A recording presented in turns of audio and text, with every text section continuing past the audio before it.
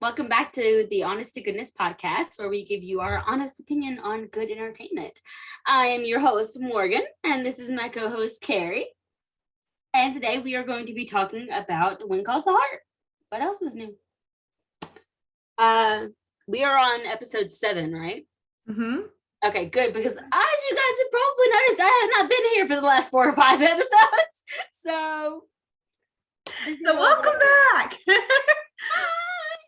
Thank you again, Nicole, so much for stepping in and helping us out while Morgan hasn't been able to record. But I know everybody's loved having Nicole on, but we've been getting like several messages and stuff. Everybody's missing Morgan. I'm like, well, I mean, I have too, but it's just been like personal text between me and her, not on our podcast. Yeah, like the conversations we've had like on the phone have been like pretty much talking about When Calls the Heart or our lives. My phone keeps on. Of course, Morgan back with the technical difficulties as always. But no, thank you, yes, to Nicole for stepping in for me. Again, technical difficulties. Thank you again, Nicole, for taking my spot and keeping it warm for me so I can get back. Thank you guys all for your lovely messages. I've read all of them. I've looked at all the comments, and Kerri's kept me up to date with everything, and I love you guys so much. I really felt y'all's prayers while I was gone, but I'm really happy to be back. I'm glad to be back. We actually did our first live since like months probably ago since our last live, and it was good to be back. It felt good. Yeah. It was so fun how many people just like automatically jumped on and were like, where are y'all doing? Like within like seconds, everybody's like, oh my God, you're back. Yes, it was so fun. Oh my God, I've missed these lives. Mm-hmm. So, but yeah, we're back talking about episode 7. So I'm going to kind of do a little bit of rundown of what, I don't know exactly when I don't know what last episode, I think it was like episode 5 that we stopped, or episode 4. I can't remember what episode I don't remember. I think I've done like 3 or 4 with Nicole. So yeah. Okay, I'm just gonna do a little bit of a rundown of my opinions. Yeah, go for it. Of late. Okay. So basically, I'm a fan of Bay and Nathan. I'm just gonna go ahead and say it. I like them together. I see the chemistry. Sure, it's not just bursting off the screen, but I mean, like I told Kerri before we even press record, they're not going to put him with someone who he's got like incredible chemistry with, because that's going to knock Lucas and Elizabeth out of Hope Valley. Okay, no one's even going to give them a second chance. I mean, they're already not even wanting to give them like a chance right now. So if they go ahead and then add in the person that he's got incredible chemistry with, it's done over with. They can just put another nail in the coffin. Yeah. I mean, but I think that him and May have enough chemistry that it works. I think they have a sweet chemistry. It's not a fiery chemistry, it's a sweet chemistry. Yeah, it's very sweet, and like they're very, like, you can tell just in the small amount of time they've been around each other that they're close and they already feel like they can trust each other. Like, I don't know which episode it is. I'm trying not to run through episodes, but I know that he talked to her in confidence about his, mental health. Mm-hmm. And I'm pretty sure the only other person he's ever confided in that kind of way is either Bill or Elizabeth. Mm-hmm. And it even still took time with them for him to start trusting and opening his mouth to them. So for him to so quickly trust her, even though she did kind of break it a tiny bit, it was with good intentions. Yeah.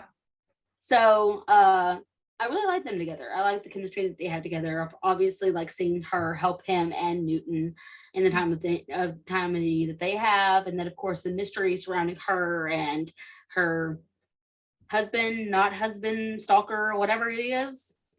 Yeah, I mean, I really like their sweet chemistry, and I like Faith and Nathan's. That's really weird to say in the same sentence. Faith and Nathan. Is that their ship name or something? Faith and Nathan? What is going on? Okay, anyways. I like their friendship. Don't get me wrong. I don't see them having like a romantic chemistry though. Yeah. But then again, we haven't really seen them in that kind of a setup, I guess. Like sitting down to eat together or anything like that. So anyways, let's see. I am still growing on Lucas and Elizabeth. Yeah. Somewhat. I'm still a little guarded when it comes to them. Some of their scenes are really sweet. Some of them are a little bit too mushy-gushy for me. I'm like, stop. No. That's me with the end of Pride and Prejudice with Keira Knightley. And it like the end of that movie, like I can't stand it. It is so mushy. I'm like, yeah. But I think my mom was kind of like, okay, you'll understand it once you get. Yeah, I'm like, I think my mom always felt like I would understand it once I got married, and I'm like, okay, maybe, but like this is like I'm a helpless romantic, and this is too much for me. So I know exactly. Like I'm a hopeless romantic. I love the mushy gushy, and maybe it's still because we're still a little wounded that things happen the way that they happen. Because I feel like if it was her and Nathan, I would be like, yeah. Well, I think we're just seeing a level of comfort, pushy, whatever that we didn't really see with Jack and Elizabeth early in their relationship. Yeah, they're definitely more public with their affection. Yeah. Now, if you think about it, like Jack and Elizabeth, shortly before they got engaged and got married, they were I mean, he's like literally pushing her against the wall of Main Street. Yeah. So like, we saw some of that with Jack and Elizabeth, but I feel like we're seeing a little bit more of it in a slightly different way with Lucas. Yeah, and I feel like a lot of it comes from the fact that we're so close to being like, and a lot of people even bring this up, and I do kind of also say like the Roaring 20s didn't just automatically start in the first year of 20s. Right. It was gradual. I will say that. And I mean, so, and while I do say that, they are getting close to the Roaring 20s, you've got to start somewhere. Mm-hmm. They've got to kind of start pushing the envelope whenever you start getting to that specific era. Mm-hmm. It did not happen right off the bat, obviously. There's like years within that 20s. Like there's 9 years within that era. Mm-hmm. So you have to kind of be gradual with it. But let's see. I love Hickam. I love that he's getting more screen time. I love that we're getting to see more of him and his adorableness. Ben is amazing as him. Yeah. It's still really sad. It's really weird to say Mike and hear them call him Mike. Like I'm just like, it's Hickam. It's not Mike. He'll always be Hickam. He'll always be Hickam. Yeah. How cute was he last episode where he like just kept waving all like it was a little creepy. And everybody was kind of taken back, and I'm like, okay, is this a good thing or a bad thing? Like, does he need a mental check, or does he actually need a wave or whatever? So I mean, yeah, but yeah, I love that, and I love like obviously it's later episodes. I don't think it's in this one, but him and Faith kind of get close, and so I really like that pairing. Mm-hmm. Like I would love for Hickam and Faith to get together. I know a lot of people are like, no, I want him with Fiona, and I'm like, clearly Fiona is nowhere near where she needs to be in order to start opening herself up to a relationship. She just got she's getting hit with major stuff right now that the last thing on her mind is a relationship. Yeah. But I do like Faith and Hickam together in the last couple of episodes. I'll obviously dive more into that once we get to the episodes that they're actually having more scenes together with, but I do like that pairing. I think I don't know, there's just like obviously in this season, in these next couple of episodes, you'll get to kind of see the dynamic. If you watched it, you know what I'm talking about. There's like dynamic where they help each other. Like where Faith lacks in certain things, Hickham's right there to kind of help her and guide her and give her the advice or the, punch that she needs. And then Faith's doing the very same thing to him with the whole mayor stuff. So, I mean, I don't know. I just like that. I feel like they really work good as a team. And sometimes that's fine with just being friends and still working as a team. But I think that they could like reach that romantic point. Mm-hmm. So, well, I mean, I said this on our live last night. I'm like, they're a perfect match. He's accident prone. She's a doctor. Like, they're perfect. Pretty much. Yeah, I mean, absolutely. I'm trying to think. I think I wish we had more scenes of Fiona, though. I feel like we're not getting that many scenes, even though she's got like a pivotal part in the oil field stuff. She's out of town a lot this season. She's out of town a lot, and that really bothers me. Yeah. So was Kayla like filming another movie at that? I don't know. If she, like Feeling Butterflies, I'm pretty sure they filmed like because obviously Kevin's there. He hasn't took a trip, and so Kevin was just as much part of that movie as Kayla was. Yeah. So, I mean, in fact, I think because I remember we did contact him not long after they wrapped to try and get him for an interview, and his agent responded that he was fixing to leave to go film. He didn't say that they were going to go filming Feeling Butterflies, but that he was fixing to leave to go film a movie, and the only one that he has put out since is Feeling Butterflies. So yeah, I think it happened after. Mm-hmm. Because I mean, it doesn't take as long to start putting out like doing the production work on a movie as it is a show. Right. So it would be understandable if Feeling Butterflies came out before One Calls Heart, despite the filming. Yeah. Trying to think of other. I love that. Don't get me wrong. I love that Lee is, doing stuff with the paper, but I don't know why. But I still feel like that's not the calling. Yeah. I don't know. I don't mind it, but I just don't feel like that's really his calling. I could be wrong. I don't mind what he's doing because it's great. I feel like it's a growth thing for him, but I don't feel like it's where he's gonna end up. Yeah. Like I don't see him just working for his wife the rest of it. Then that sounds bad, but I don't see that being. And I kind of hate that the majority of it is him being really sour about the mayoral race, and he's like attacking Hickam, which eventually he does fix that, but I just don't really like that they made Lee's character do that because I feel like that's so not Lee's character. Yeah. But I mean, we all have our bad days. We all have our bad moments, whatever. But yeah.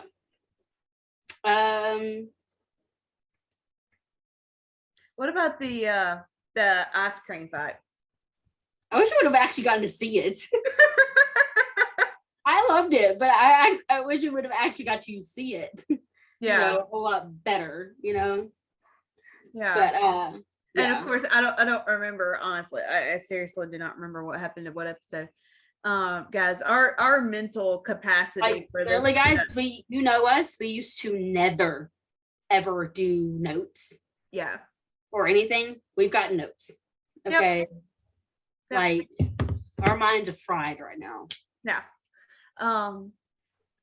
And we're still not scripted, by the way, but we do have we're not scripted. We just we do have it's just kind of because we're watching, like, for instance, I watched like 4 episodes the other night trying to catch up because I haven't, while I've not been on here, I've also not been watching the show.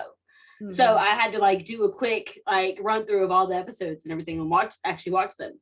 Mm-hmm. So I'm trying to not weave the episodes in with each other. So I was doing the same thing. I was like not able to keep up with it week by week. But I don't remember if this happened before or after, like if this was an episode that you did with me or not. But of course we had finally gotten Allie calling Nathan dad. I don't think I got to post my reaction to that one. One time. Wait, no, I did. I think that was, in fact, I think that was the last episode I did before it might have been. Yeah. I think it was the last episode I got because I was like, no, I'm doing that episode. Yeah. Yeah. But people were like, yeah, I've said we haven't really gotten to hear her calling that more throughout the season, but she's mainly said sir, like yes sir, and that kind of stuff. Yeah, I loved his reaction when he closed the door after having Allie leave, and he's like looking at her, and they're like just start laughing. Yeah. I love it. But at the same time, my Nathan, like Elizabeth Hart's like, see? Yeah.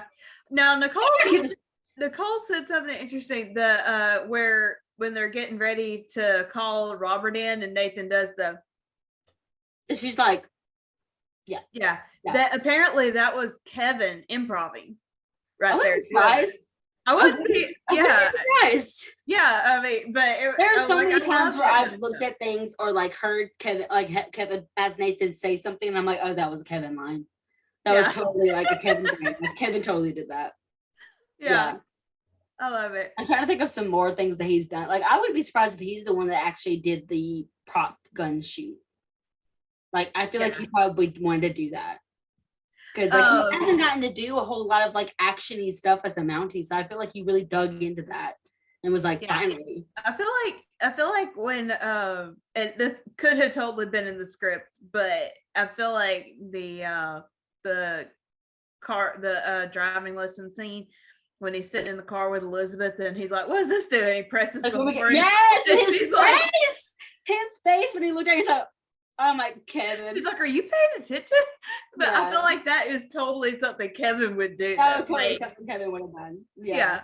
And him like that face he did whenever he honked and he's like that's his Kevin face. We love you, Kevin. Love you, Kevin.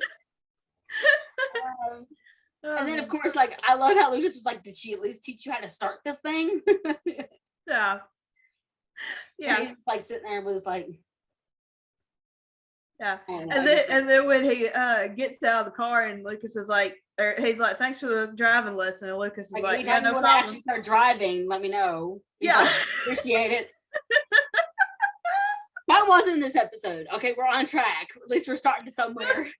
Those two guys are like the perfect frenemies.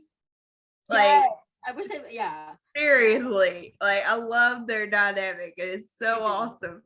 Yeah. The one other thing, they're actually friends. Like I kind of try to remind everyone, like just so y'all know, Chris and Kevin are actually friends in real life. Yeah. The one other thing, we've had one exciting thing happen. Do we want to tell them who we might be getting to talk to? I mean, if you want to. Do we want to save it? Let's just say, we won't say who. No. But we'll say this. Let me do it this way because I kind of want to have fun with it. We are going to interview someone very, very soon. And it's very. I will say it's not Kevin. I will say not that. Kevin. Disclaimer: it's not Kevin. It's not Kevin. But it's very fitting that the next couple episodes are going to be wrapped around the coal mines and what happened in the coal mines. Mm-hmm. That's all I'm going to say. Yeah, it's very fitting that the next couple of episodes are going to be about the coal mines because this very particular person, well, he was a part of all that, somewhat. Yeah, somewhat involved. Yeah, but how involved. I do just want to say he was around. He was around then when all of that was going on. Yeah, that was still fresh. So but it was like it was so fun. Don't give him too much. I'm not gonna. Okay. Just that I had like reached out to this person and was just like, hey, we would love to have you come on sometime. And they messaged us and like almost right off the bat, like within minutes of her. Yeah. And so we were in shock. Like I was laughing so hard. And I know why I was laughing because something that got said within it was like hilarious. But Morgan called me and she's like just speechless. I don't know what to say. I can't stop laughing. She doesn't have a response. We were at work. In fact, I think I was at work. It was like midnight. Oh yeah. Okay.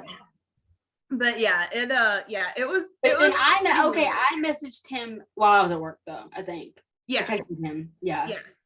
Yeah. We have him in our phones, like text. Yeah. Like, we have immediate contact with this person. So we're gonna have a lot of fun with that. I'm really hoping to get to get that interview set up, like maybe next week or Pretty something. soon. But, Pretty yeah. soon. But anyway, yeah. So we have had that bit of exciting. And hopefully that will be just the start of even more interviews with other people. Hopefully that will be what really gets us the ability to kind of get the ball rolling. Yeah. I will say this too.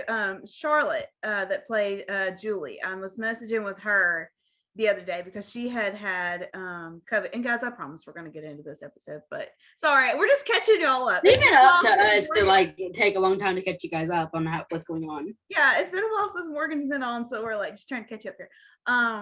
But I was messaging with Charlotte, and she was so sweet. I had checked on her because she had just had COVID recently, and so I was checking on her, and she was like, "It's so sweet of you to ask, feeling better, whatever." And she was like, "How are things with you?" So I was like, started telling her everything that was going on with me and Morgan, and she was like, "I'm so sorry." She was like, "That is so much." She was like, "I'm sure it's harder because y'all are trying to be there and support each other, but y'all are each going through so much right now." And I'm like, "Yeah," she was like, "I wish there was something I could do to help." And I was like, "Well, just being your sweet self is helping right now, so thank you." But I was like, "I promise you, we have not forgotten about having you on the podcast, but every stinking time we think we're going to be able to set something up, something else happens." So I'm like, yeah, it kind of has been for the last since probably we started this podcast. Yeah, at least the worst of it has been since the season 8 finale. Like, yeah, the worst of it is definitely started with the season 8 finale.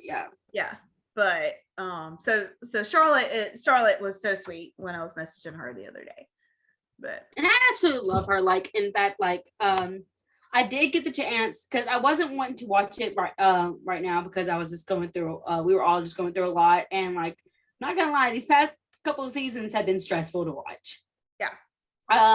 So I actually went all the way back to season 1, and like her scenes and how natural she was, and how her chemistry with Aaron was enough to be like actually come out as sisters, and like.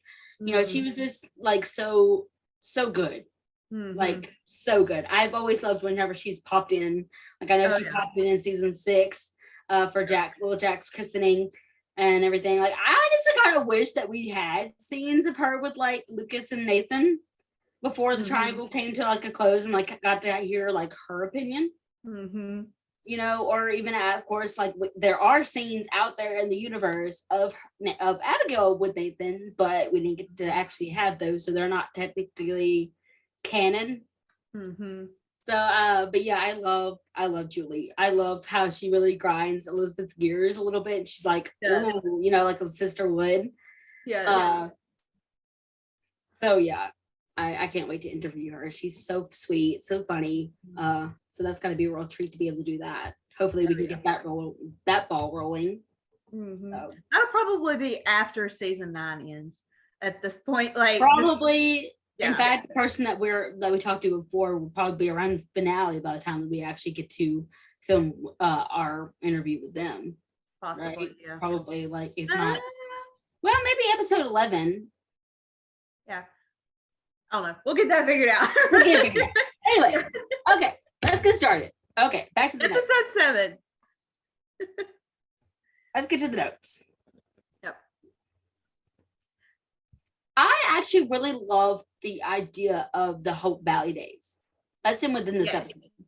Yes. I loved that idea of them like all having their own little holidays, and you get to go around and get to celebrate the holidays and all at once. Mm-hmm. And everything was just so cool. Like it was just so sweet, and it was everyone got like the most perfect thing. Yeah, like, it was perfect for Elizabeth to have Thanksgiving. It was perfect for Rosemary and Lee to have like a Halloween. Bill to have April Fools was amazing. I loved that. And then of course for May to have Valentine's Day. Like, come on, that was just, it was all perfect. I loved that. Yeah.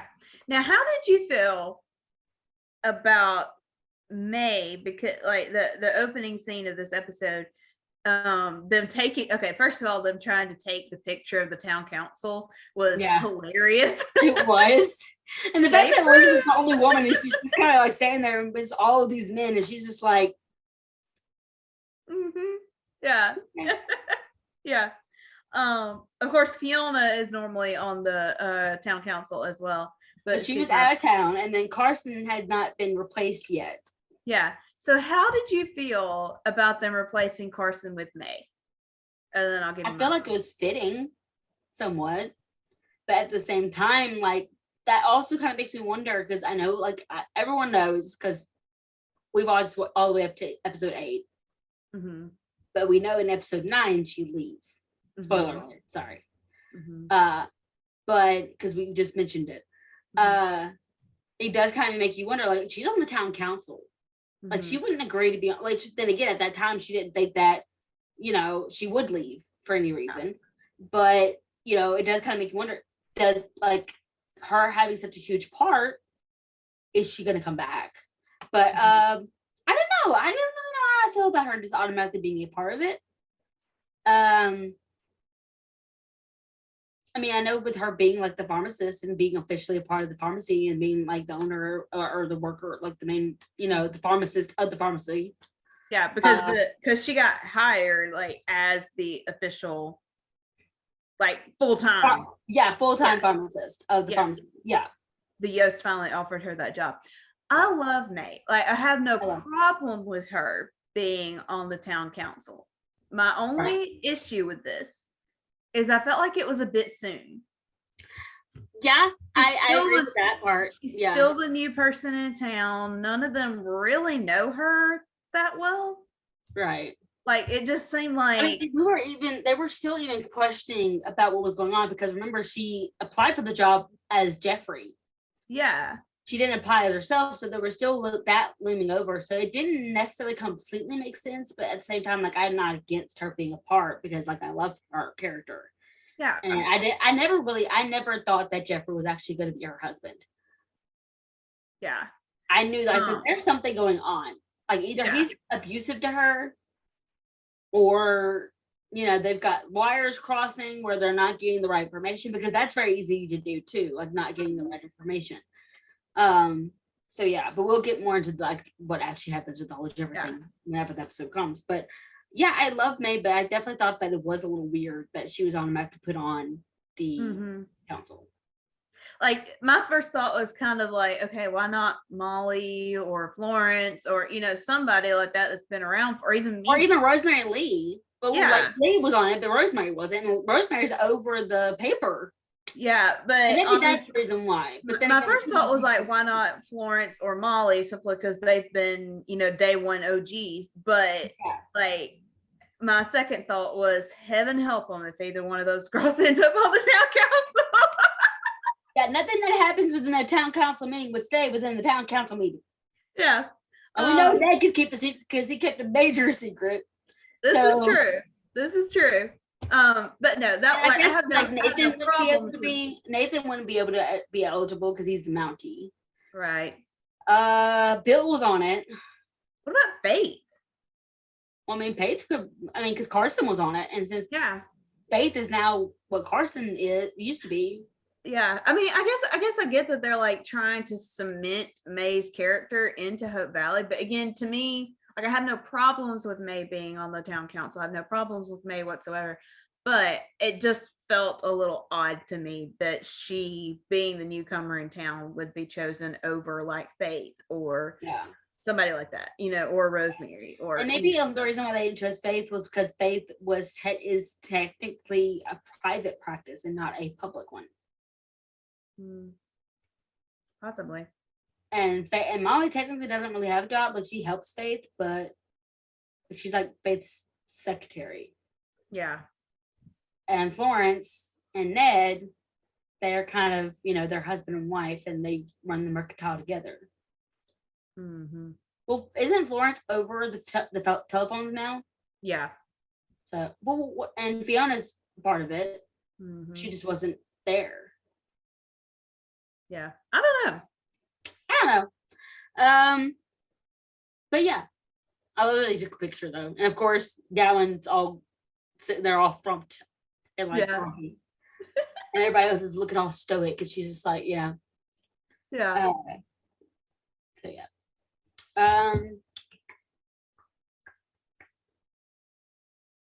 didn't even realize that Ned was Jewish. I didn't either. I didn't realize that. But I love that they was did bring Hanukkah up because, you know.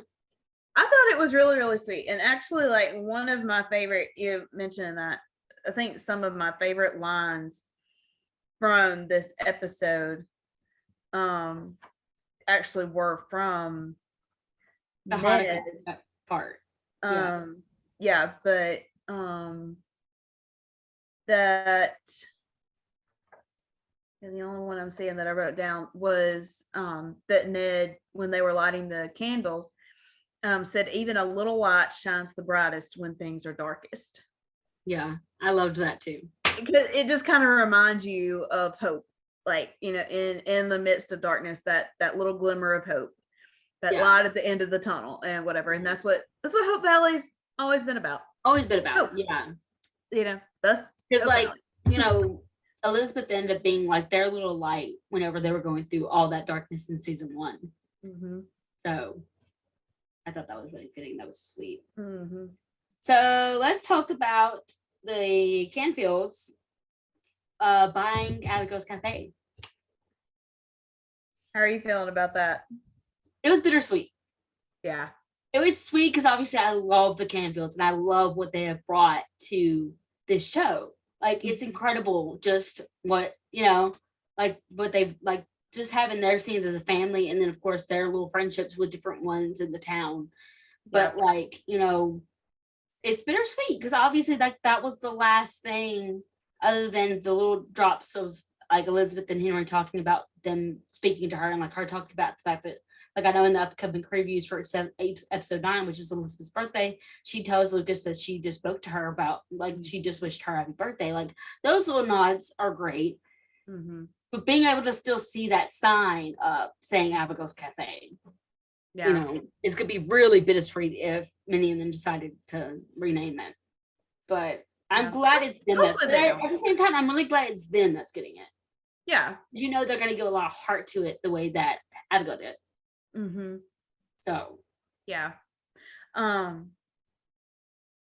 So I do have one quick question. Like, at the beginning of this episode, because something really confused me, and see if it made sense to you and I'm missing something somewhere. Okay. But when Mike is giving his speech and, like, you know, telling everybody there's going to be the Hope Valley days and whatever, and he says the constable is, you know, whatever, like working on the traffic problem, or, you know, whatever exactly it is. And Bill was like, it's inspector, but nobody gets that right, or whatever. And I'm thinking, okay, did he become inspector? Or Bill was a forensic inspector, but Bill's not the constable. Yeah, they were definitely talking about Nathan. Yeah. And like, I thought Nathan turned down a promotion. I thought he did too, unless they offered him the promotion without having to have him leave Hope Valley. But then again, it's like, why would they give him that kind of a promotion if he's just going to stay in Hope Valley? That must have been another one of those storylines that, you know, who let slip through the cracks somewhere. Most likely. Have we mentioned that we do not like him, and that we do no longer like having him as our showrunner? I'm not sure really how much we've talked about it on our podcast. I think we have mentioned it, but like, we've mentioned it a lot on our lives. So if you're coming from our lives, then you have heard us talk about He Who Shall Not Be Named. Yeah. So, well, I mean, you can name him. I don't care. Everybody knows who you're talking about because most everybody that we know feels the same way. So, I have appreciation for him as a writer, as a showrunner. He's a great writer, because some of my favorite episodes, especially ones involving Nathan, he wrote. Yeah. Which only makes it even more confusing. Yeah, exactly. That is what makes it confusing. It's like he's such a great writer and such a terrible showrunner. Right? But then again, like, those two things are completely two different jobs. Mm-hmm. So. Okay, one other thing, that Elizabeth used the cowbell again in this episode. When is the last time we saw her use that? I don't think we've seen her use it in a while. Yeah, like I don't even know where that came from. Like, that just seems so random. Yeah, I mean, I loved it, but it seemed random. Yeah.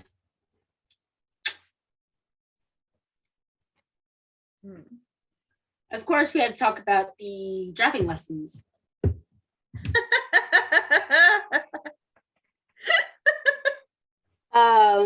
First of all, I love that Nathan's needing driving lessons. Oh, my phone. Can you pause the recording? Yeah, give me just a second. Sorry about that, guys. My computer was about to die. Once again, technical difficulties from Morgan. But the driving lesson. I don't know. I just love those two scenes because like they really showcase the relationship that they have with them. But can I just say, how did Nathan not think that Elizabeth was going to go all teacher on him? Like, that woman loves any opportunity to teach anyone, and she will go full teacher mode. See, I really didn't expect it. I guess because he's an adult. No, are you kidding me? But and maybe because it's so fresh in my mind. But remember when she used Jack as a this is true. Pig? She went full teacher mode on him, which I know that things were kind of like P words in there I didn't understand. Well, here's another P word for you. Please just do as I ask. I love how you know these so detailed and you're able to just put them out. Oh man. But yeah, like, so I mean, I knew she was gonna go all teacher mode. Yeah, that one actually did catch me off guard, but it was hilarious. It was hilarious, yeah. Especially, of course, him reacting to the horn. Yes. I love that expression he had on his face when he pressed that button. It's like a kid. Yes, it's like a little child. And that right there, I guarantee you, was Kevin.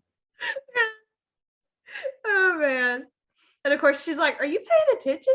And then she like just, goes. I love how he's like using the word. He's like, when are we gonna, go? Like, when are we gonna go? Yeah. If I'm gonna teach you, I'm gonna teach you how my father taught me. And you can automatically tell the annoyance that went on his face. He's like, yes. And then you can tell she like just goes back into the speech that her father gave her. And then all of a sudden she hears the car door and he's like standing outside the car. He's like, can you please tell Lucas that would you mind terribly if Lucas gave me a driving lesson? She's like, no, not at all. Yeah. He's like, thank you. You know what? Maybe it's a good thing that never worked out between us two. And the face she makes. Yeah. He says, maybe it was a good thing that you and I never got together. Maybe. You can just see the look on her face like, well, gee, thanks. But it was like amused, like an amused face at the same time. Like she wasn't upset. Yeah. But she was just like really amused. She was just like, yeah. I loved that. Yes. I remember it was so funny. I was in my room and she was in her room and I could literally hear her dying, laughing and like going, oh my God. Like, I was like, what? She's like, no, you got to watch the episode. No, don't you even come in here. Because I didn't watch the episode. But you sent it to me. Yeah. And I was like, I probably already know because Kerri sent me a bunch of videos. She's like, y'all are no fun. No fun. Okay, y'all always watch these little clips before you even watch the whole episode, and then you automatically think it's gonna go away. And like she went on a full rant, y'all. So yeah, I love Mama Hardy. Now I had something somewhat similar, not exact, but somewhat similar happened to me the other day. I have a guy that I'm like really good friends with, and we text all the time, text every day. And one of his buddies has like really started picking on him about me. And I was like, oh really? So this guy's like texting me, what's going on? And he was like, yeah, I don't understand why he's so obsessed with you. And I'm thinking, geez, like, dude, you're the one that texts me every day. I'm like, way to make a girl feel good about herself. Like, I was like, well, he always puts his foot in his mouth when it comes to you. You know it. I was like, be that surprising. I'm like, I finally was like, well, at least one person doesn't think I would be so bad. Like, like, gee, thanks a lot. I swear, guys are like the worst about not realizing what they say can be insulting. I guess because they're not as sensitive as us. Yeah, I don't know. I'm just like, dude, seriously? Thanks a lot. My best guy friend. Like, I don't understand why this guy's so obsessed with you. Like, why am I still friends with you? Yes, You're kind of like, why am I friends with you right now? so I kind of relate to Elizabeth's look right there. I'm almost like, I should be insulted, but I'm not. Like, what do I expect from you? Like, why should I expect anything less from you, Nathan? Yes. Oh man. Yeah. So I can kind of relate to the making look on her face. jokes. I mean, for crying out loud, if she didn't learn anything from whenever he was in the hospital, I mean, nothing else can help her. Is this the way it's going to be with us? Yep. She's like, yep. For a while at least. But yeah, and then of course it was Lucas's turn. Mm-hmm. And he's like, did she at least teach you how to start this thing? And he's just like completely didn't even say anything, just like sitting there with his one hand on the wheel and like this, like so natural, obviously. Yeah. I love the look on Lucas's face, almost like, okay, so we're not driving. What are we doing? Like, what are we doing here? Like, just tell me what you want, man, so I can get back to what I was doing. Like, yeah. And in comes the talk with May. And I'm not surprised. Like, a lot of people were actually very surprised that Nathan had this conversation with Lucas. But I'm not, because it's like I was telling you before we pressed record, you know, like, obviously not everyone's like this. But I feel like with guys, it kind of is. But some people don't like to turn to people closest to them about certain things because, you know, you don't want their opinion or their advice to be clouded by them knowing you and like having that close friendship or whatever. Like if he was to have gone, like a lot of people were like, oh, well, why didn't he go to Bill or why didn't he go to Elizabeth? Like, first of all, Bill is not that kind of a guy. Okay. They don't have that friendship, not necessarily. I mean, they do, but they don't. Like he has asked for Bill's advice or he's let Bill in on some things that he's going through, but not fully. They don't have the same father-son relationship that Bill and Jack had. Yeah, exactly. They have more of like an actual friendship. It wasn't, they don't, like Nathan doesn't look to Bill as like a father, even though, you know, much like Jack, he didn't really have much of a father. With Elizabeth, obviously, it's probably a whole lot more uncomfortable for him to talk about May with Elizabeth, understanding the whole circumstances, than it is with Lucas. Right. Because Lucas knows enough. Like Lucas knows enough about what's going on with Nathan to, like, you know.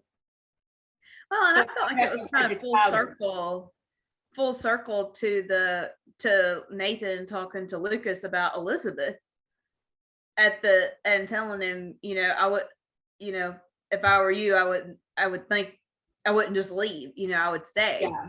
You know, I mean, Lucas. He says, after everything that's happened with Elizabeth, maybe you're once bitten, twice shy. If I were you, I wouldn't walk away without asking May. And that's very much true to how Nathan was acting. Is that he was definitely acting out of being wounded. Which is a normal reaction, especially with it having been so close to just being rejected by Elizabeth and having to see her with Lucas, like, you know. Yeah, I know a lot of people didn't like that scene, but personally, like I said, I felt like it was kind of a full circle moment of, it really was. Of Nathan having been there to support Lucas, and now Lucas is there to support Nathan. Like, yes, they probably neither one wanted to actually be there and had to say that, but they did it because, you know, it was what needed to be done. They seriously are like the perfect frenemies. It's hilarious. They really are. They're like, and they're very close to just being like these disgruntled like brothers of like. I know. Like, you know. I love you, but I hate you. Yes. I love you, but let's not say it and act like it. Yeah. And I love how he's like, thanks for the driving lesson, Lucas. You know, if you actually ever want to learn to drive, you just reach out. He's like, appreciate it. Yeah. And you see the look on Lucas's face, almost like, well, he's still sitting in the car, even though Nathan got out of the car and started walking away. Yeah, he's like just sitting there. He's like, what just happened? Yeah, like seriously, I just spent the last 2 minutes doing this for what? Yeah. Like, what could have I been doing?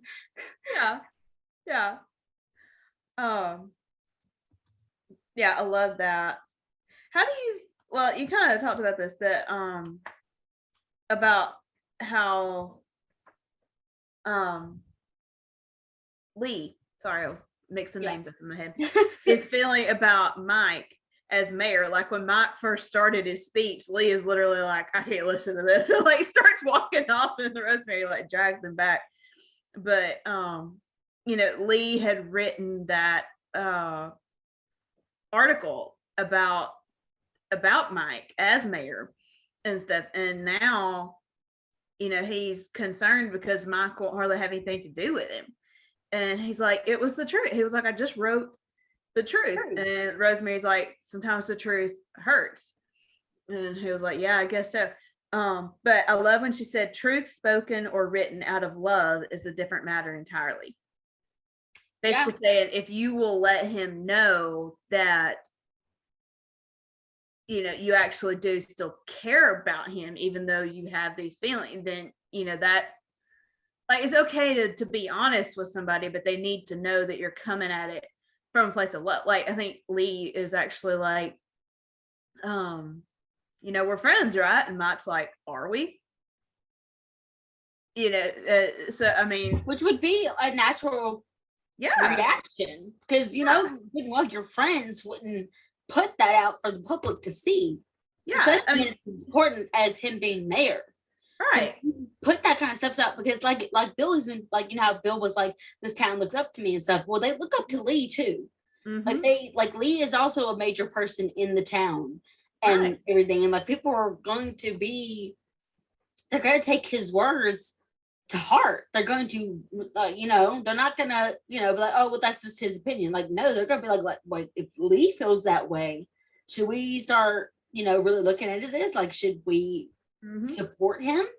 It's not just a little patty cake little article. That was serious. I mean, I'm not saying that Lee should have done it, because I can't say I would have done it,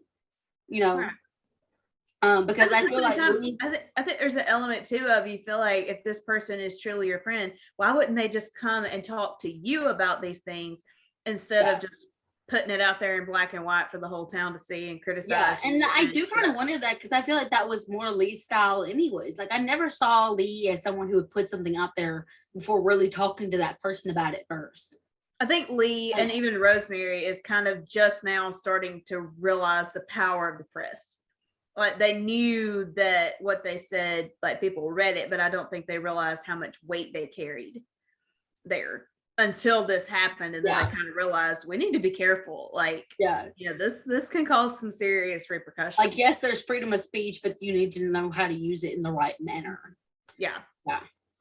I'm glad that they did fix that, though. I'm glad that he was able to fix that friendship up and everything. But and obviously it's still like, it's a storyline. It happened for many. It was able to be brought through to many episodes and stuff. I get that point of it, but I feel like that was a little out of character. But it needed to be happening, and it was something that needed to be put out there. Yeah. I feel like it was a little bit of an innuendo of like how the Hardys reacted. No, because like, you had to be careful how you use your freedom of speech. Like, yes, let your thoughts and your opinions be shared, but you don't have to go so far as to tear people down in order for your opinion to be heard. Yeah. Which is very right to say. Let's see. Sorry, guys, I'm trying to remember what was going on. Remember who showed up in town this episode? Yes, Jeffrey. And boy, did he get a welcome to Hope Valley from Bill. Oh man, I love that scene. The fact that I was just like, I literally said, "Get him, Bill." I said that when Bill carted him out of there. Carted him out of there in a wheelbarrow. And I love that Mike was like, "Oh, nice April Fools." April Fools. Like, yep, that's what I was doing. Yeah. This is. It's not just me knocking a dude out and carting him to the jail. Oh man. I've been able to see Nathan's reaction to him carting him through the Right? Like, hey Nathan, I got a customer for you. And honestly, I feel like Nathan would be like, okay, can you give me his information? Yeah. Who is this guy anyway? Yeah. Now that was one thing. That was one thing because like Jeffrey came into town before the driving lesson. And then with Lucas for the well, technically with both of them. Yeah. But then okay, I'm trying to go back through my notes because I like wrote down each. Well, no, actually it happened after his driving lesson with Elizabeth. And before no, he came into town. And then Nathan finds out there's 3 warrants out for May's arrest in Chicago for deserting her spouse and some kind of fraudulent, whatever. And then Nathan, Bill, and May talk about Jeffrey in Bill's office. Yeah. And when Nathan walks out and May just has this like pained look on her face, I love when Bill's like, do you blame him? Yeah. Do you blame the guy? Seriously? Like, does she even know what necessarily happened with Elizabeth and him and Lucas? I think she did, didn't she, after Elizabeth put her book out? Didn't she have a little bit of a conversation with Faith? Yeah.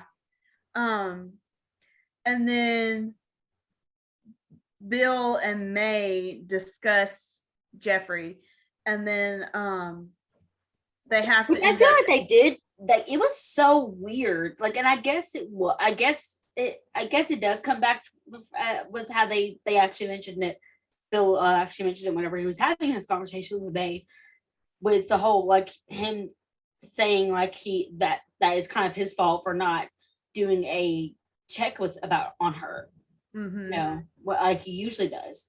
Mm-hmm. And like May saying, well, you trusted me. Mm-hmm. He's like, yeah, and clearly I shouldn't have, or I clearly should have done it despite it. Yeah.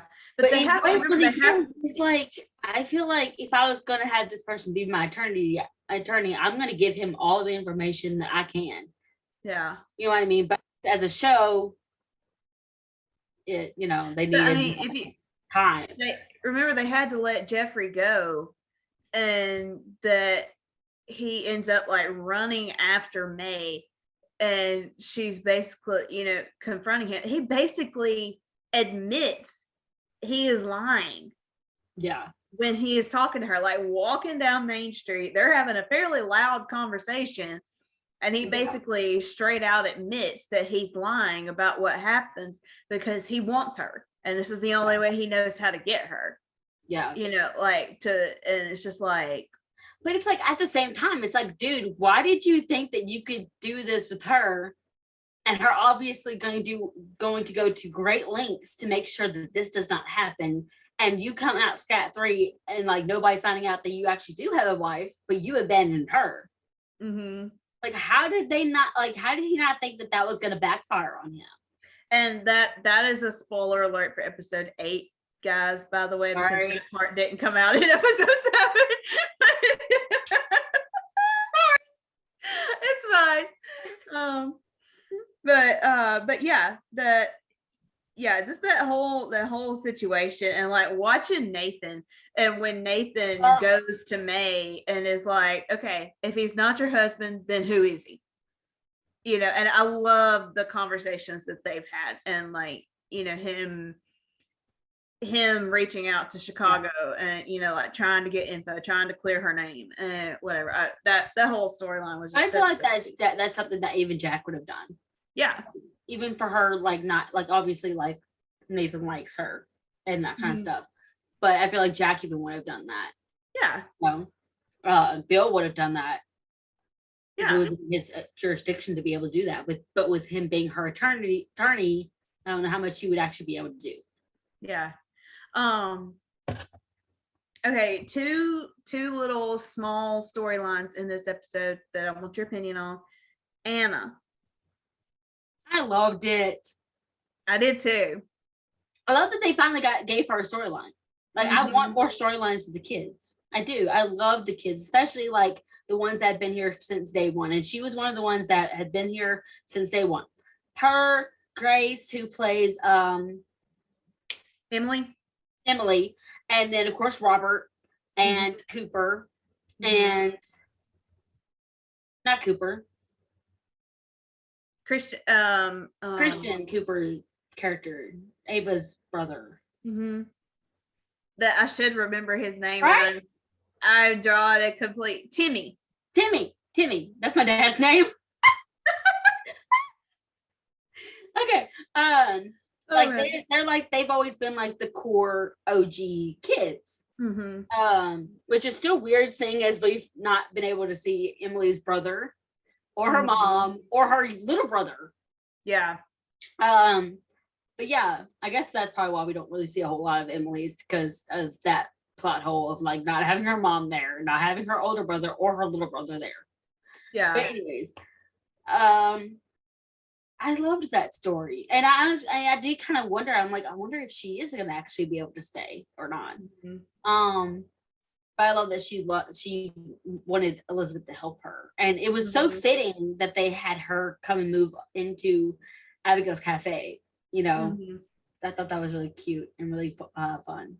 Because like, especially with the fact that Joseph and Minnie were just talking about renting those rooms out. So it was like perfect timing all the way around. Okay, speaking of Joseph and Minnie, that is the other little storyline here. How did you feel about Lee co-signing the loan without? So fitting. It's very fitting to Lee's character. Well, I feel like that's not going to go over very well when they find out. See, I can't say I see why it should be a problem. I mean, I don't know. Maybe it's just because I have the personality that loves doing stuff for other people. Yeah. But I don't see where it's not going to be necessarily that they're mad at Lee for doing something so nice and generous for them. It's the fact that they had to have that help.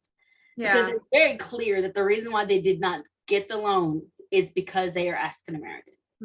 Because they were Black. That's you could just tell that was what, like, because Joseph never actually flat out said it. You could just read it on his face. And I think that was just the point of the whole situation, is that you like, they're going to be like, you shouldn't have had to co-sign.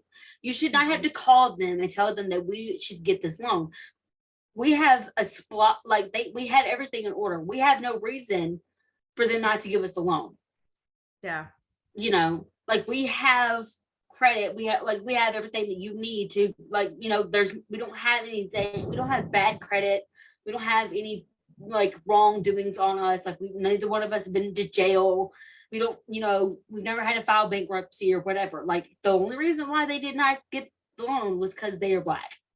Right. Yeah. And I feel like that still just comes back from the place that they left from. Like, because of what happened with Angela and everything else, is it all boils down to the fact that they are Black. And it's like this dark cloud that keeps following them everywhere they go. I think it's more of a sore spot with Joseph than it is with Minnie. Yeah, if that makes sense. Like, I don't know how else to word that, but no, I can't. Like, it is 100% the situation at the same time, because Minnie also had moments where it kind of came, her being tired of that type of treatment came out in certain ways. Like, for instance, her being so hesitant to allow Elizabeth to teach her and that kind of stuff. Yeah, I don't know. Like, I guess I just don't understand why. And again, maybe it's because I had the personality that loves to do stuff for people, and I like to do. Oh, I do too. Yeah. And I feel like it wouldn't necessarily be a problem for very long. Like, it'd probably be something that happens in that one episode and that's it.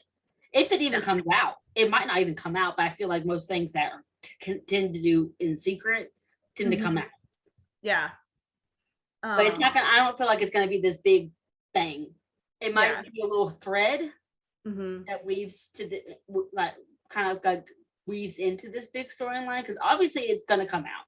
Mhm. Obviously, there's something's gonna happen and it's gonna make them fully talk about what happened in the town that they used to be a part of, Mhm. and that whole racial divide and everything. Right. But I feel like this is just one of those other threads besides just Angela and her blindness and all that.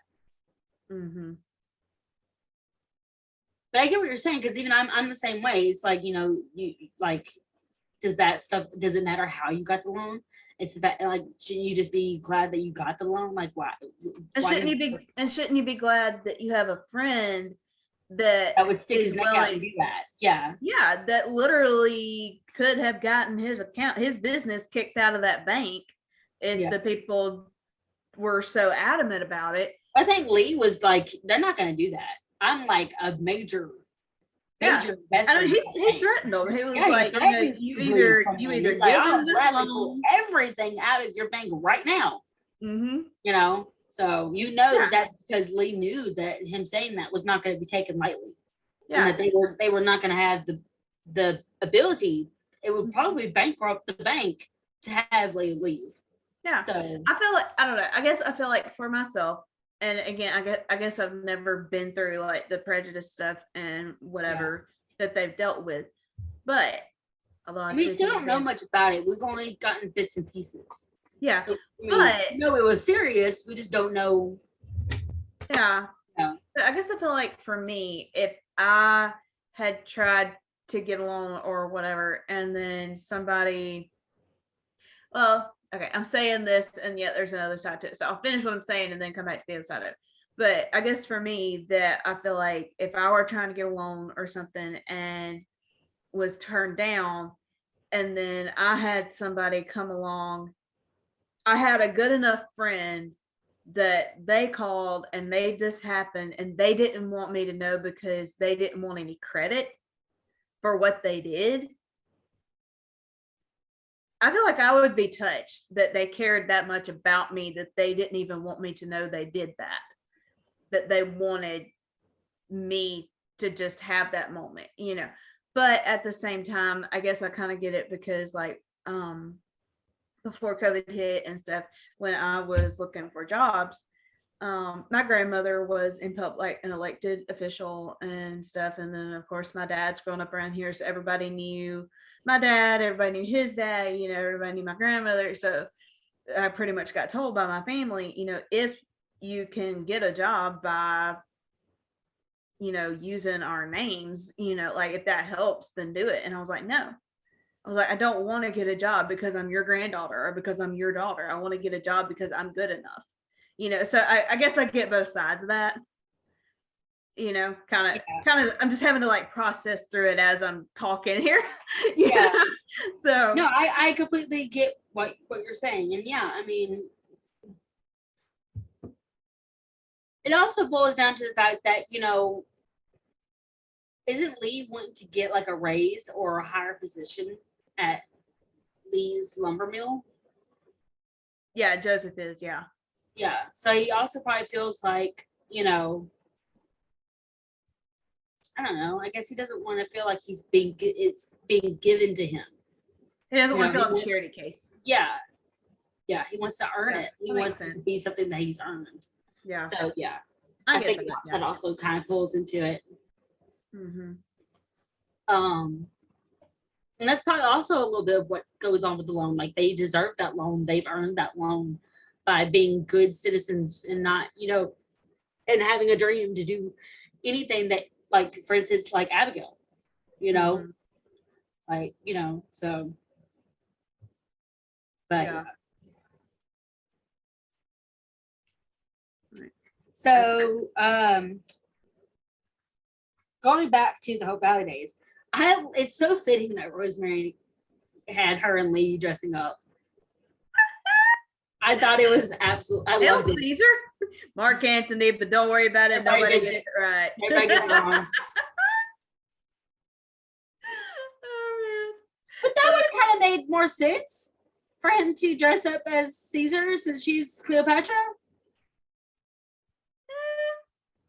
I mean, I know there are different rulers in in different crime areas, I know, but you know. Yeah.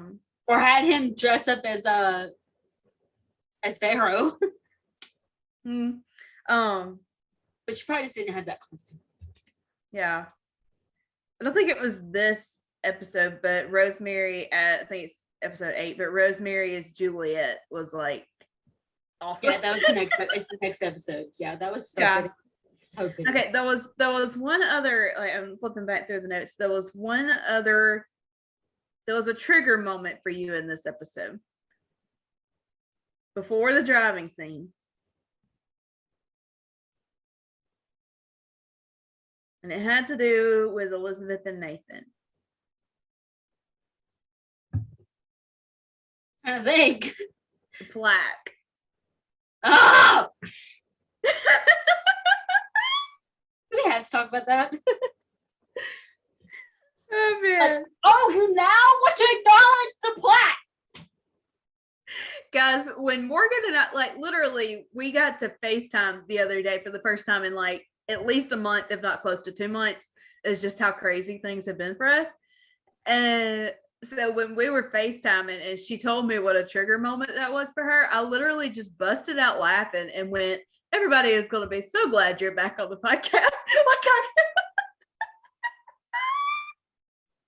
It's so true though. But like, seriously, we have been begging for that plaque to come back. And you bring it back and all it does is help you. Like, what did it even help her with? Was it with the whole Anna? Like, if it was the Anna situation, that would have been fine. I was like, cool. But if it helped her with Lucas some way, I'm like, no. That is Nathan's plaque. Yeah. Nathan's. I mean, literally, he made it. Literally. Yeah. And another one, I think it's in episode 8, but Lucas's mother gives her the new edition of Anne of Green Gables. Yeah. Yep. No. That is Nathan is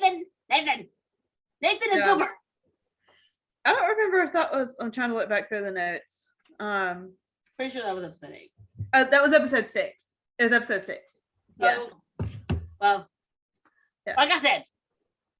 Yeah. So both of Morgan's trigger moments have already happened. Those were the 2 major pinpoints that made us feel like Nathan was the one and you're going to use it. Mm-hmm. Or Lucas. Seriously? Oh man. I literally, like, you can ask Mom. I got so mad. I was like, I know they did not. Our little mascot. Our little mascot's mad too. I tell you. Hey, Ambrose. Aww. If you're listening to this and not watching it, Morgan's cat Ambrose is, we refer to him as our little mascot. But yeah, I think those were, unless you can think of anything else, I think those were the major things that happened in that episode, except the final scene. 1 second.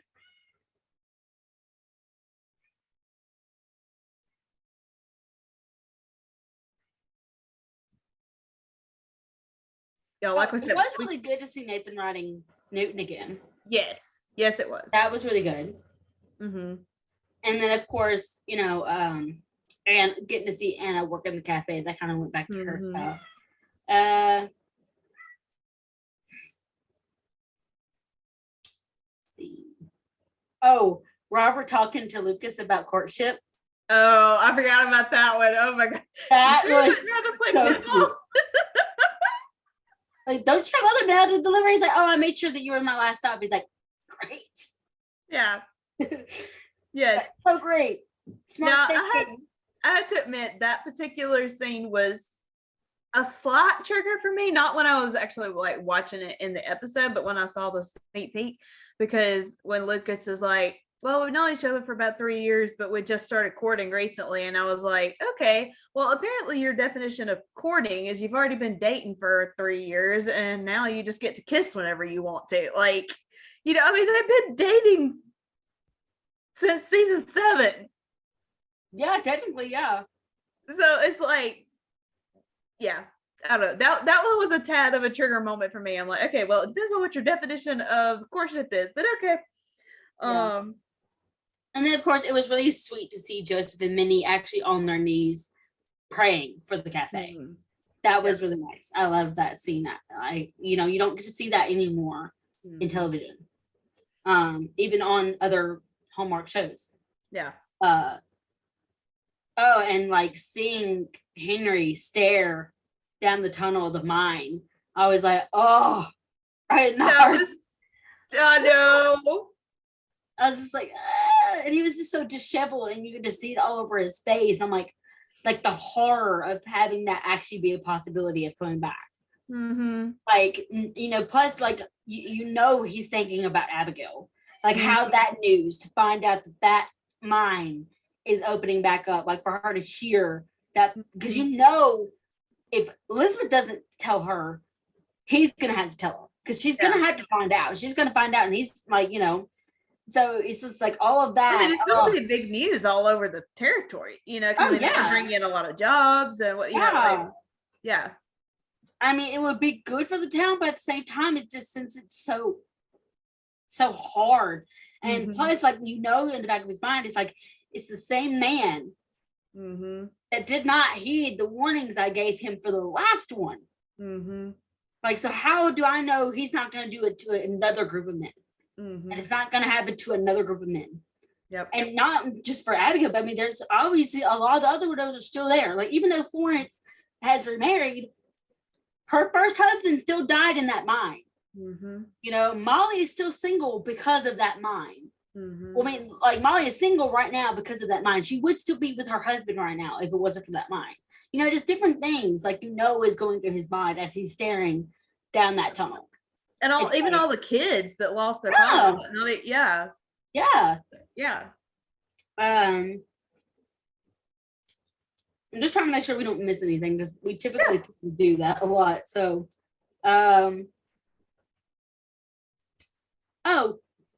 Gustav is leaving. I wrote that down, but I got really confused because he told Lucas that he was leaving. He like, okay, I'm leaving, but then he's still been working there. So I'm assuming he just meant like, because for the rest of the shift, probably. Because like May hired him to sit out and like play his accordion outside of the soda fountain. Yeah. So that's the only thing I can figure. That really confused me when he said he was leaving, because I'm like, ooh. Yeah. But then he's still been working there, so. Right. You wrote down truth. Oh, that was a line. I mentioned that earlier. That was a line that Rosemary said to Lee. The truth spoken or written out of love is a different matter entirely. Okay. I couldn't understand some of the words. Oh, Bill and his health issues. Oh yeah. So do you think he's got pneumonia, or do you think he's got something actually going on with like his something even worse? Well, he's been like coughing and stuff, and then he ended up like, after toasting with the Canfields over them buying into the cafe, when he stepped out and he was coughing into his handkerchief, then there was a little bit of blood on the handkerchief. But he also mentions to Nathan something. I don't remember like if it was in the tussle with Jeffrey or what, that he feels like he may have bruised a rib. So I don't know if it was because of the tussle with Jeffrey, because Molly noticed there was a huge bruise. I don't know if it was episode 7 or episode 8, but he had like a huge bruise. And she wanted him to wait for Faith to look at it to make sure he hadn't broken it, like broken a rib, or which makes me wonder, does he have like pneumonia or something, or does he have a cracked rib that could have like punctured something? Yeah. Well, I mean, if he had a punctured lung, he would not be. That's true. Yeah. So, but it doesn't mean that he hasn't, like, that hasn't caused some like harm to his lungs. Yeah. It may not have actually punctured it, but I mean, can your lungs get bruised too? Can you like cause like a bruising to your lungs? Science was my least favorite subject in school and helped I mean, us there's right into probably that. also a lot of things that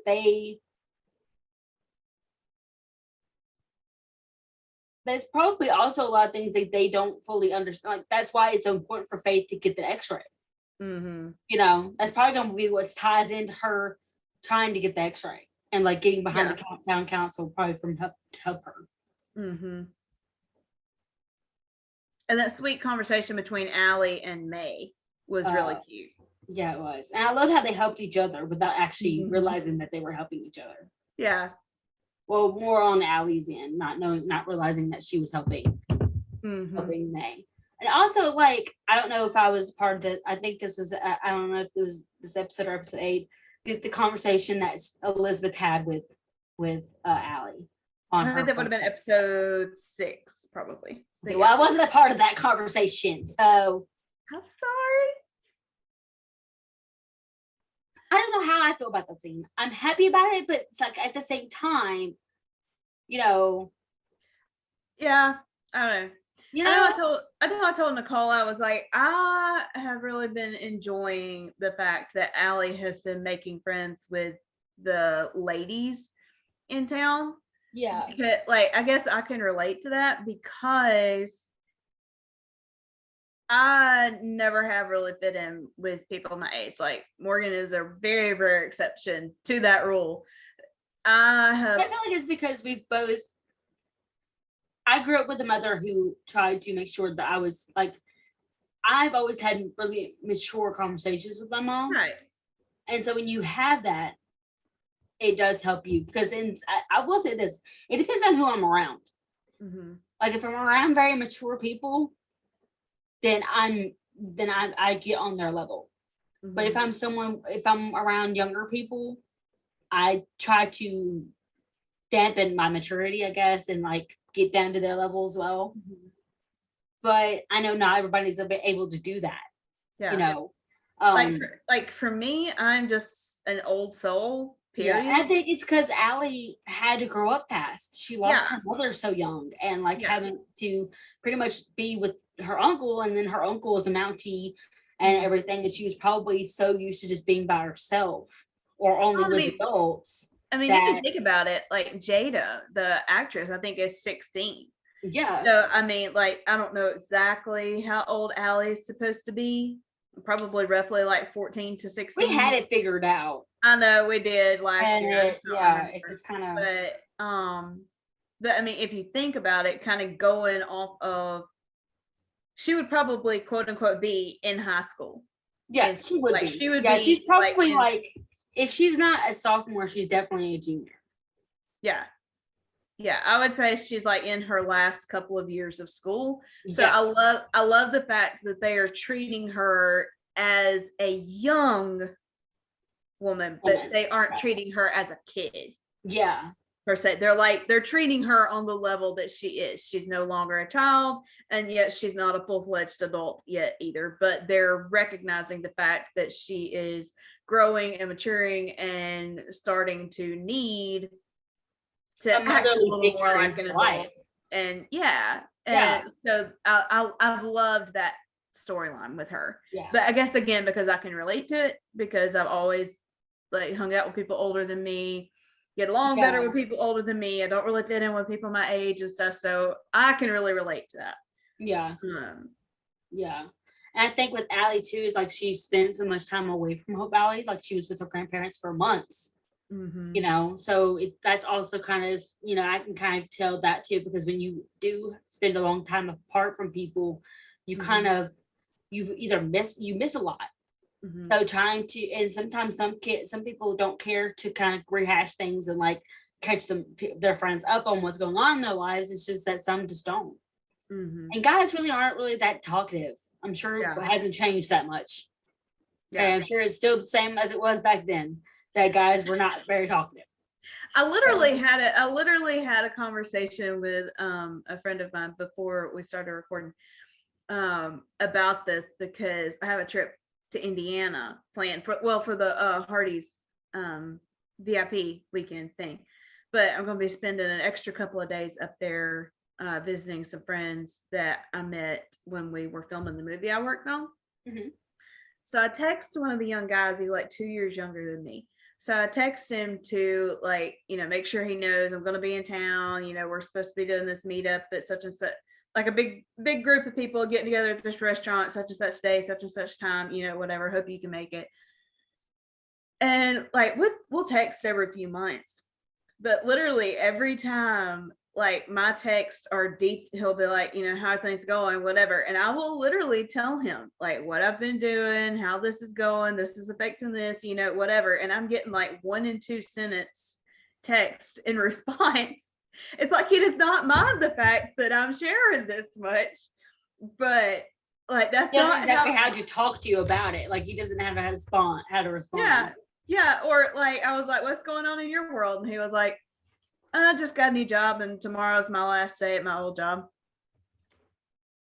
Okay, what's your new job? Thank you.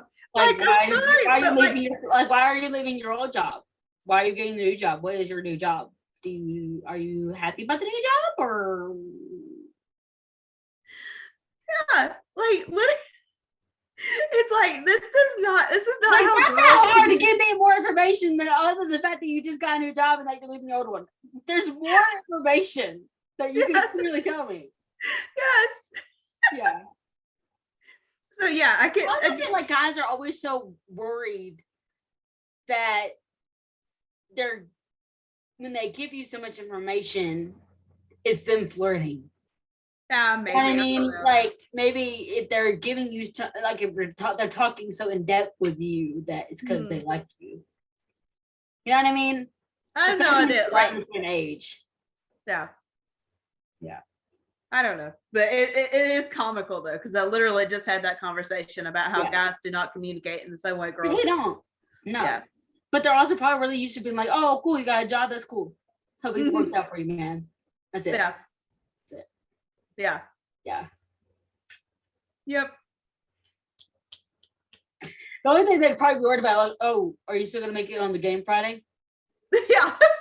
Like it's gonna affect our friendship. Like we still got plans. It's not gonna affect that? Okay, cool. That's it. That's all they care. Oh my god.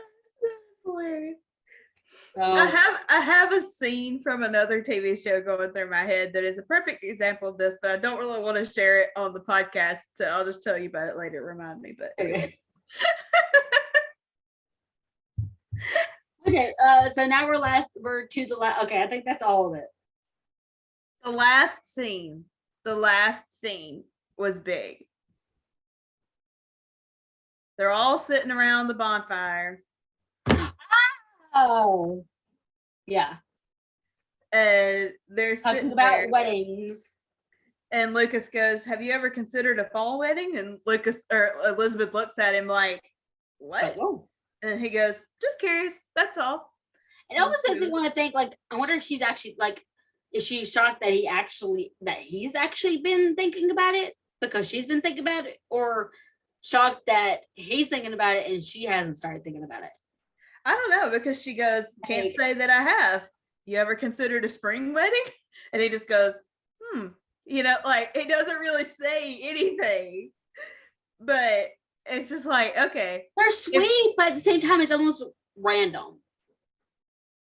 Like, I know she made the comment about come up at some point. Well, I mean, yes, but I mean, well, I mean, they did have the conversation after the race about if we should marry. That was also a little random, just so you know. Somewhat, not bad, but just at least it had a little more leading up to it. I feel like somewhat, it's not, I don't really see it necessarily forced, but it still just seems a little random. Well, I mean, at least that one had a little more leading up to it of like him than the wedding, than the bonfire conversation. Yeah, that one was definitely a little bit more random than the other one. After these two conversations, though, I'm just saying, and I never ever thought I would be saying this, but if we do not get an engagement between the two of them at the end of this season, I'm gonna be mad. I'm not necessarily gonna be mad. I'm just gonna be like, why not? Like, why? Like, I'll be really shocked if we don't, because it'll be like, why then? Yeah.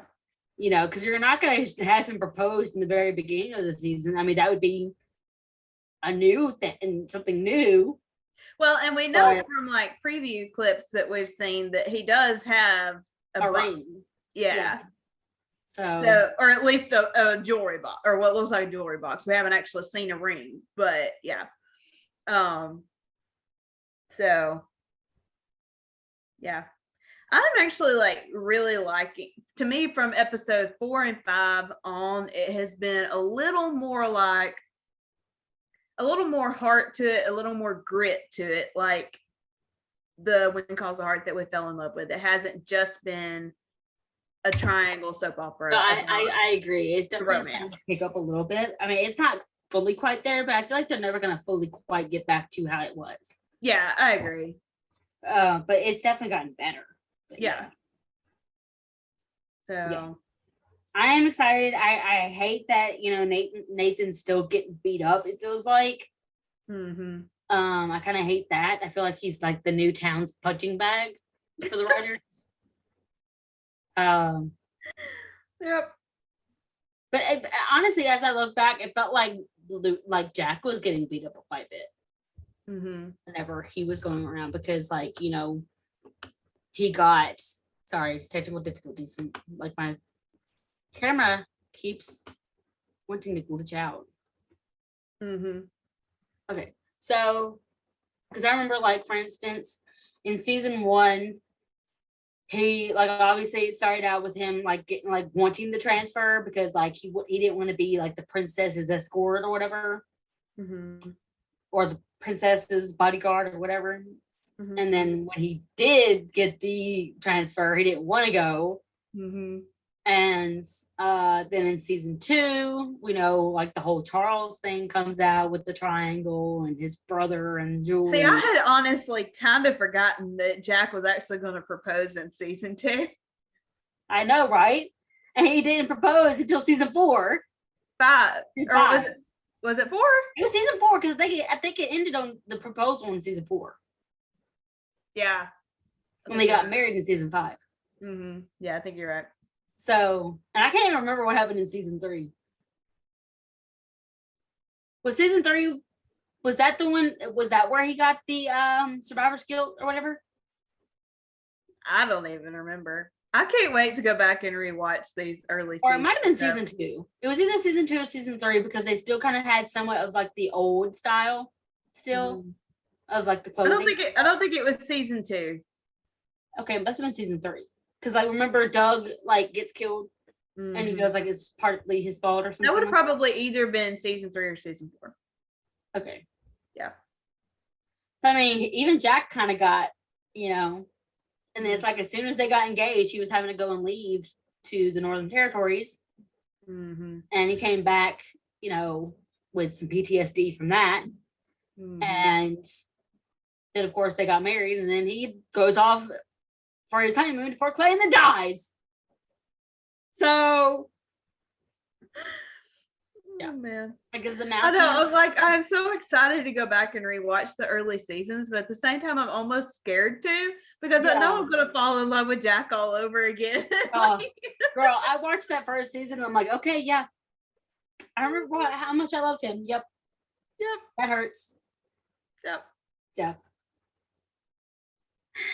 I feel like it also makes me really bitter, because it's like you could just imagine how Jack was going to react to Lucas and Nathan.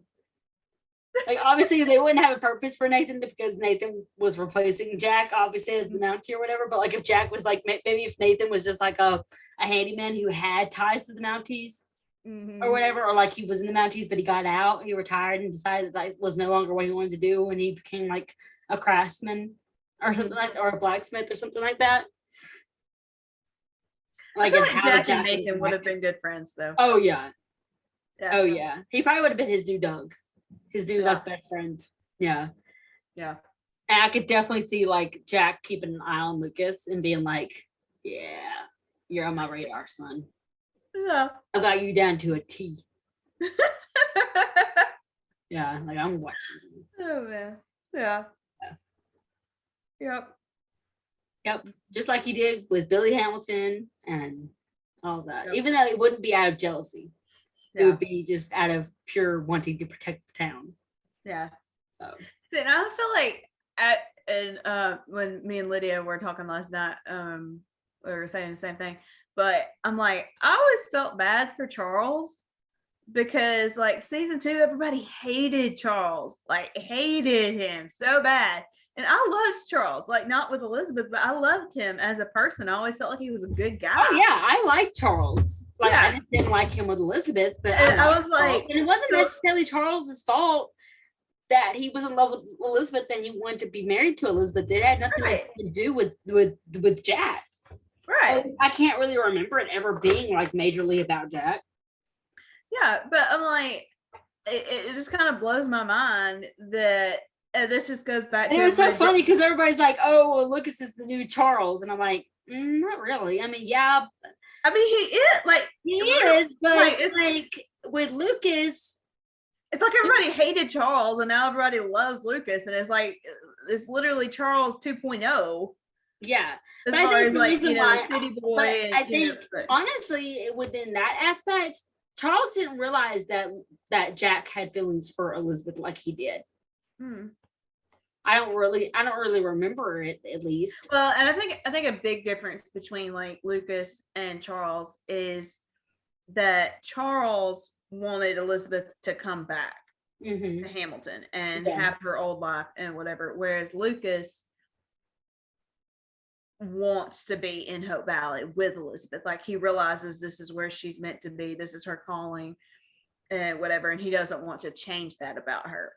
Yeah.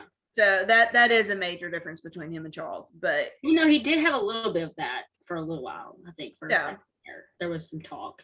But another thing is like Lucas was aware that Nathan liked Elizabeth. And he was not afraid of the challenge, which I'm not saying that's any wrong with him, because I feel like it would have been really great for him if he would have just like bowed out just because another band liked her. You know what I mean? But with Charles, it's like I feel like it would have been different outcome if Charles knew that Jack had feelings for Elizabeth. Somewhat, maybe not fully, but I feel like there would have been a different atmosphere to it. Yeah. So I think that's all on that episode. I think so. So, yeah. Okay, we're just sitting here like looking at each other like, okay, With the same expression on our face. Oh man, missed you. I missed you too. I missed being on the podcast. I know. It was good again. And we do have a lot of exciting things. I really hope that I can't wait to do this new secret interview.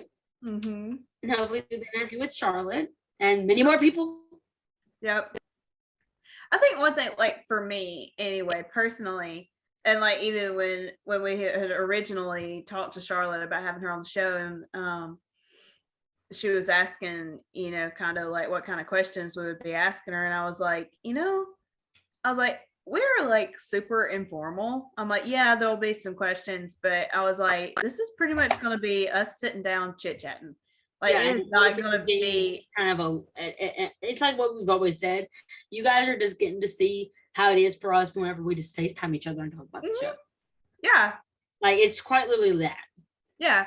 So like when we did this interview, like I want to get to ask questions and stuff, but at the same time, I'd love for it to just feel like just sitting down with a friend and just chit-chatting and just, talking about whatever, rather than like, it's not formal, it's not a strict, we're gonna ask this question, and then we're just gonna, and there's nothing wrong with that. That's just nothing wrong with that. No. If y'all haven't ever noticed, we do not do anything by the book. No, we have these notes, but that's literally just so that way our grandma brains don't go So Lord help us. I probably should be embarrassed with all the horrible faces I make on this podcast, but I'm not. Oh man. I love the people that, like, when we've asked should we start editing stuff or whatever, I love the people that have been like, no, I love how natural y'all are, and just like I love getting to crack up with y'all and whatever. So thank How y'all. natural we are with one another, and that we don't. Yeah. Mm-hmm. Yep. And anyway, all right. Well, thank you guys for hanging in there and listening. Hopefully you made it through our long intro actually into this episode and to the end of it. I feel like everyone's used to it. I feel like we just don't even need to be apologizing anymore, because like people are probably just used to it.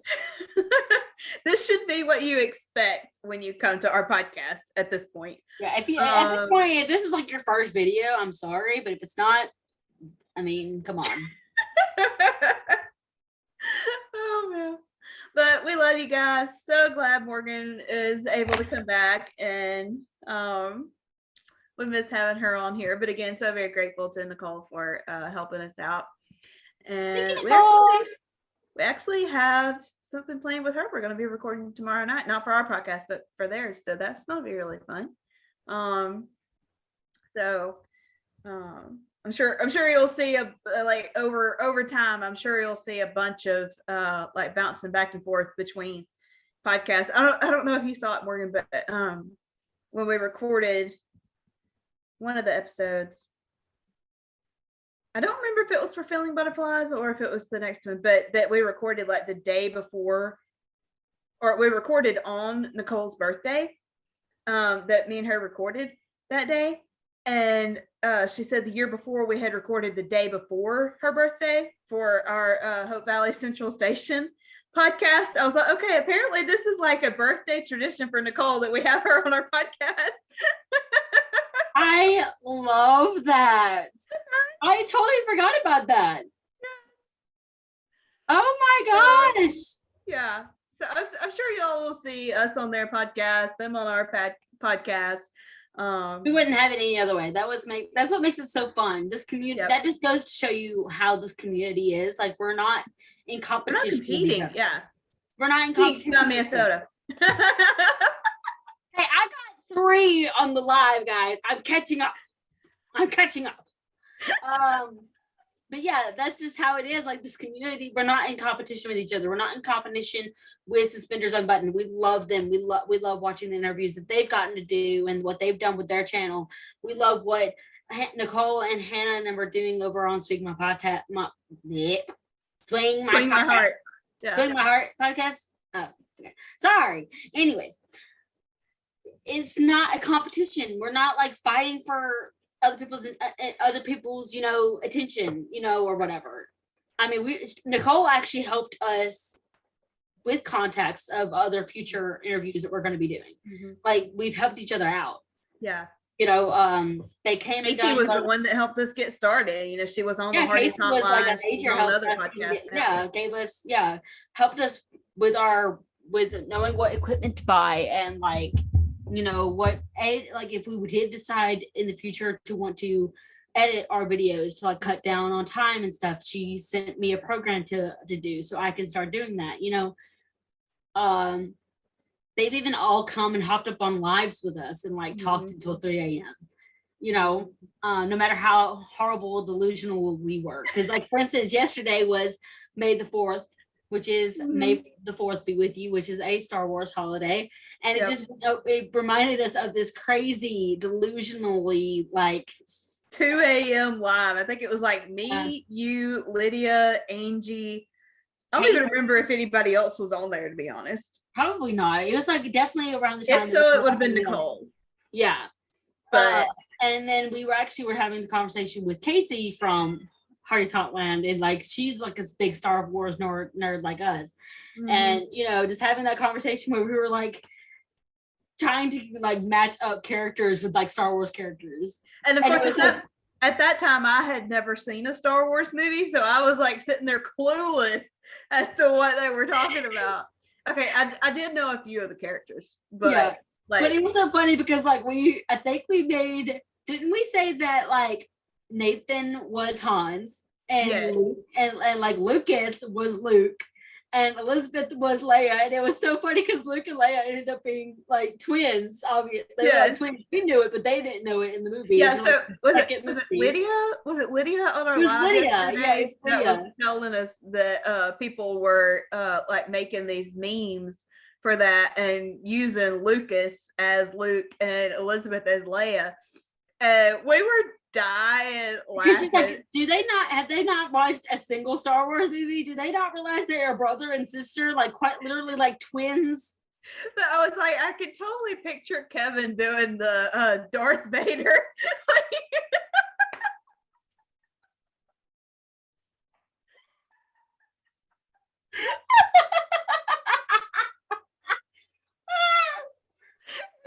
So do it. He would Like- so do it.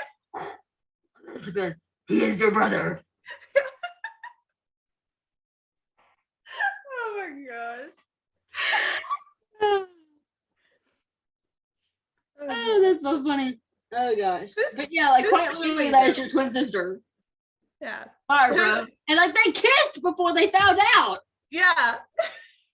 So I mean, come on now. And like we even like made a joke, like what if Elizabeth's father had an affair with Lucas's like mother, and like he was actually like a long lost sibling that they like parent trapped, where they like one took this one and one took that one. Oh my gosh. Oh my word. That's And actually Team how- Lucas better not come at us with this, because we're literally just going off of memes that other people were doing. So, you know. And it's so crazy because it's like that goes ahead and shows you like they have no idea, they've never watched a single Star Wars, or at least maybe not the older ones. Yeah.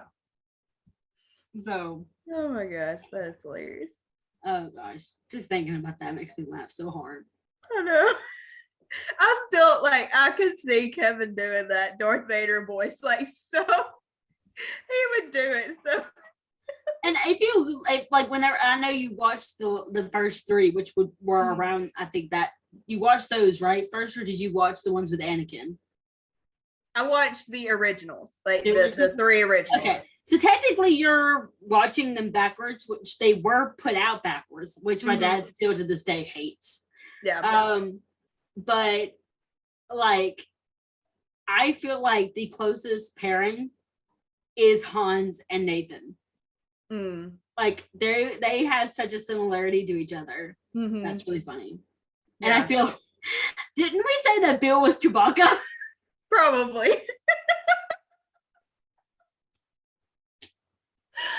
Oh man. Good times. Good times. Good times. Oh my god. And I forgot who we said like Rosemary and Lee were. I'm trying to figure out. I don't even remember. I don't either. But I mean, we had this conversation at like 3 a.m. on live after we were like on there for like 4 or 5 hours already. Yeah. So,